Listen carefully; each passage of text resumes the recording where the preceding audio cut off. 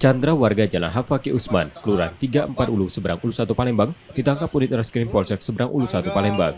Tersangka tertangkap setelah terlibat sejumlah aksi pembegalan di kawasan Jembatan Musi 4 Palembang, bersama rekannya Gilang yang sudah lebih dulu ditangkap.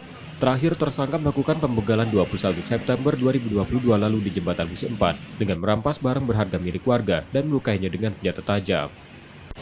Karena kondisi jalan saat itu lagi dalam keadaan perbaikan, maka dia korban memperlambat kendaraan. Di saat itu, kedua TSK menghentikan kendaraan korban dan meminta uang sama korban. Karena tidak dikasih uangnya, yang ada saat itu korban GKP haknya dirampas. Kemudian si korban ditebas pakai senjata tajam.